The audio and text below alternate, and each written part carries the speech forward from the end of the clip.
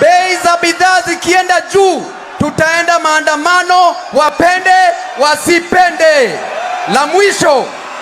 La mwisho, jana niliona viongozi wetu wa ODM walipewa viti. Congratulations. Lakini wacha niwaulize swali, wadozi, mliangalia huyu Babu Owino mkaona hizi tosha kiti yeyote? Kwa hivyo mfikirie hiyo youth leader na kuheshimu, lakini hapo mbele hata Babu ametosha party leader. Haya. Tunasema ni Babu kwa sababu kama kuna tabu ana jawabu la ajabu kwa adabu. Asante. Bila Babu tabu. ODM held its 20th anniversary in Mombasa for the third day today. Na it's supposed to end baada ya siku 7. Leaders celebrated the legacy of Raila Odinga. Oburu Odinga was confirmed as the party leader. But leo tumejionea mambo mingi sana kuhusiana na vijana. Queen Odinga amesimama akasema kwamba Raila kuna yale walisungumusa na President Ruto na anaona kwamba hakuna mtu ambaye atafanya venye Raila alikuwa anafanya. Angependa wananchi wakae chini waweze kuchagua mtu ambaye ataenda kupresent ODM in the broad-based government. Kwa upande mwingine, Babu Owino set the whole stage on fire. He accused the party of sidelining him, ignoring the youths, and denying him leadership positions. The celebration turned into a political earthquake. Welcome to my YouTube channel, ladies and gentlemen.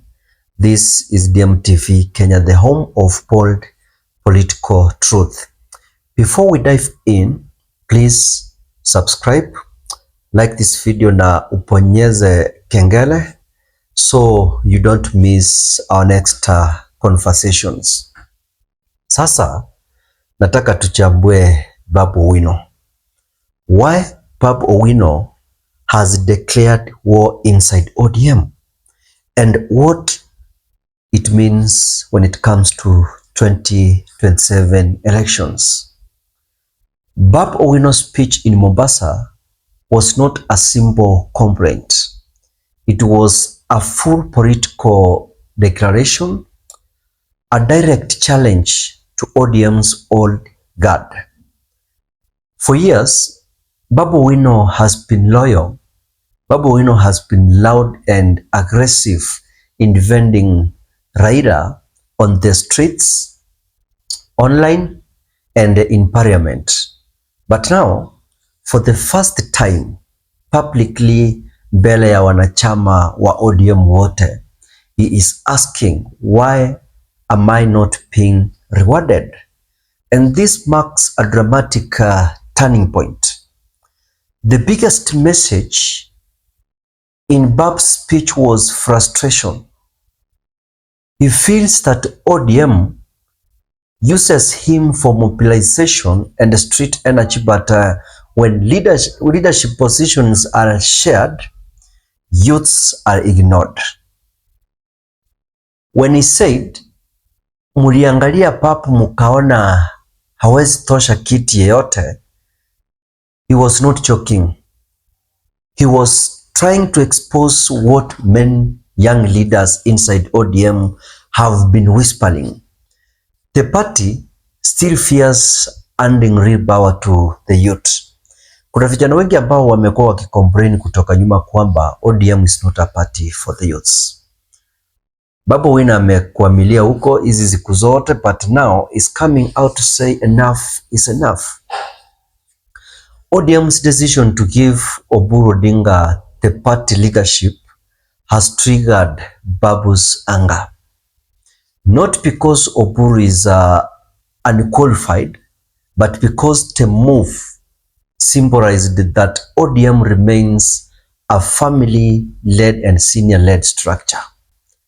Babu Owino is trying to signal a generational revolt. He wants ODM party to move from a liberation party to a modern party where age does not block the leadership. Another major issue Bab raised is 2027.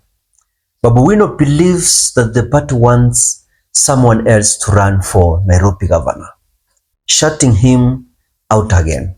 And this adds to his long-standing frustration, making him feel like ODM wants his energy but not his leadership. When a strong mobilizer feels used, ladies and gentlemen, tension becomes unavoidable. This internal ODM crisis is also happening at a dangerous time after Raila's death. The party is struggling to find its identity. Kalonzo is rising, Matiang'i is gaining respect, Gachagua is making moves in Mount Kenya, and in this moment of transition, the ODM desperately needs unity. Instead, they are facing rebellion from within. The truth is, Babu Owino is not just speaking for himself. Babu Owino speaks for millions of Gen Zs and young voters who feel ignored. His words, venye alisema kwa Kiswahili kwamba hata papu ametosha party leader. They were not just ambition. They were a generational demand for space. ODM must ask itself, can it survive by sidelining the youths? What makes this even more dangerous for ODM is external pressure. Ruto's government would be happy to see ODM fighting from inside. UDA has already been targeting Nairobi aggressively. And if ODM loses young firebrands like Babu, the party becomes older, the party becomes weaker, and easier to defeat.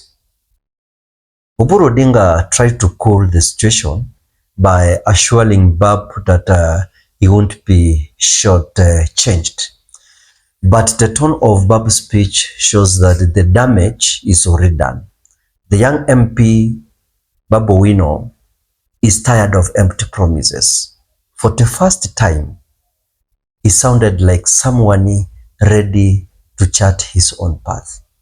Even if that path means breaking away from ODM in the future. This moment reveals a painful truth.